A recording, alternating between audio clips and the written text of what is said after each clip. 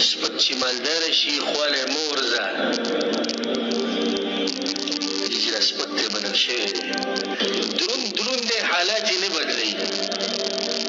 دروند دی حالات یې نه بدلوي. په دروند باندې چې کوم انسان اصیل یو درونی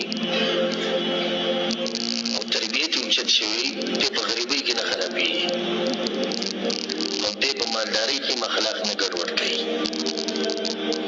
دی په بیمارۍ کې اخلاق نه ورانوي او دی چې روغ وي اخلاق یې برابري.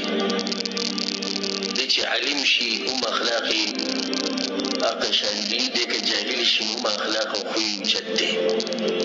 دی که ځوان یې هم خوی دروند دی او که بوډا شي نو خوی ښه دروند دی. نو اصیل څه دی؟ اصیل دی حالات یې نه بدلوي. اوس کوم سړی چې تربیت یې نه شوی